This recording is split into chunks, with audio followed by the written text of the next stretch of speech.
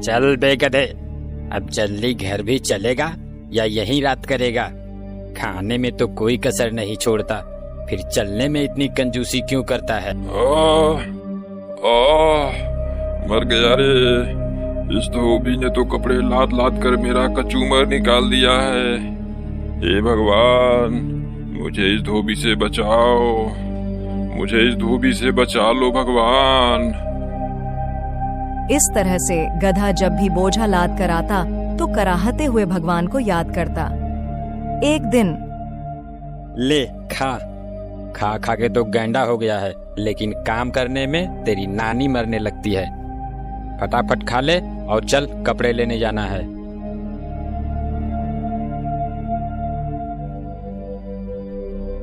अब चलेगा भी या तेरे लिए डोली मंगाऊं?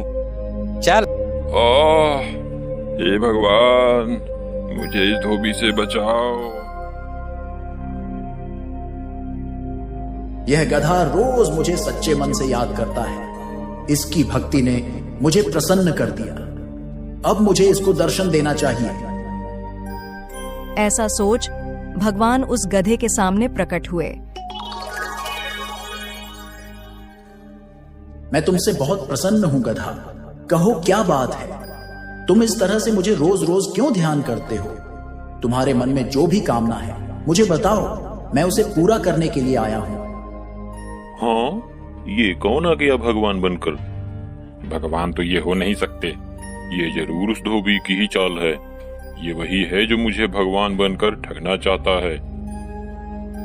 अरे क्या सोच रहे हो गधे? मांगो, क्या मांगते हो? मैं सोच रहा हूँ प्रभु कि मैं आप जैसा नहीं हूँ। गधा हूँ पर मूर्ख नहीं हूँ। मुझे समझ में आती है भगवान में और धोबी में फर्क। मैं उतना बेवकूफ नहीं हूँ। अब मैं तुम्हें कैसे विश्वास दिलाऊं गधे? तब एक बात बताइए भगवान, सब तो मुझे गधा समझते ही हैं। क्या आप भी मुझे गधा ही समझते हैं? अरे नहीं नहीं, तुम तो गधेराज हो। गधे ने जैसे ही यह सुना वह खुश हो गया।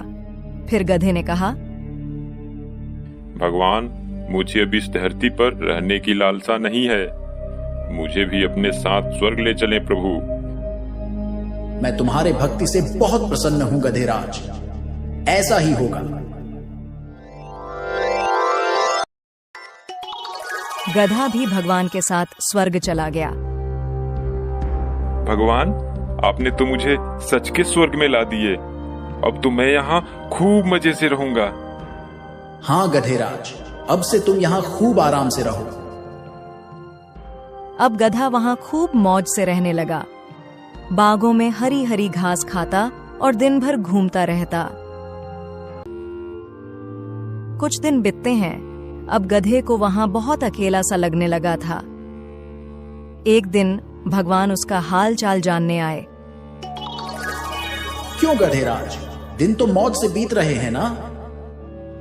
वह बहुत उदास और मायूस होकर भगवान से कहता है, भगवान, मैं यहाँ बिल्कुल अकेला हूँ।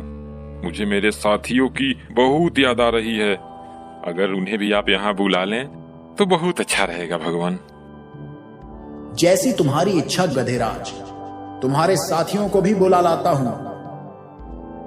ऐसा बोल भगवान अंतर ध्यान हो गए और पृथ्वी से कुछ और गधों को लेकर वहां गए। ये लो गधेराज, मैं तुम्हारे साथियों को भी ला दिया। अब इन सब के साथ तुम्हारा मन भी लगा रहेगा। अब गधा बहुत खुश हुआ। अपने साथी गधे को लेकर बागों में घास खाने चला गया। जब घास खाकर सारे गधे एक साथ जमा होते हैं तो सभी गधों ने गाना गाना शुरू किया।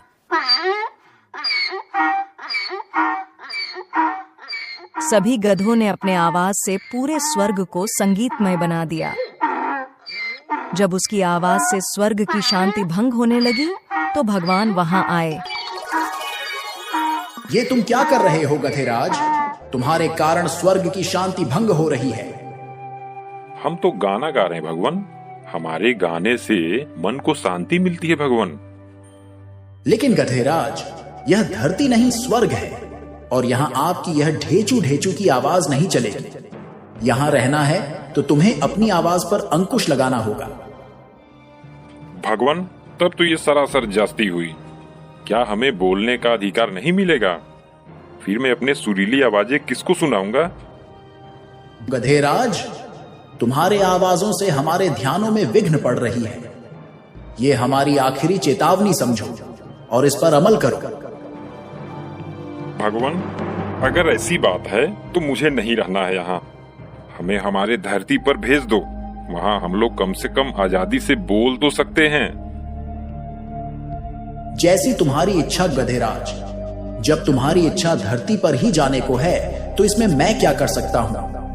चलो, मैं तुम्हें धरती पर भेज देता हूँ। गधे ने जब धरती पर जाने की बात सुनी तो वह खुशी से झूमने लगा। तभी चल उठ जा गधे, कब से लगातार चिल्लाया जा रहा है, हैं? न जाने दिन में सोया सोया कौन सा सपना देखता रहता है। गधा घबरा कर उठता है। हाँ, क्या मैं ये सब सपने में देख रहा था? अब चल जल्दी से खाना खत्म कर और फिर कपड़ा लेने जाना है। और हाँ, दोबारा सो मत जाना।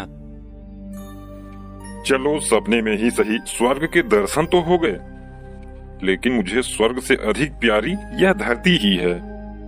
अब से मैं इच्छा भर के सबको अपने गाने तो सुना सकता हूँ।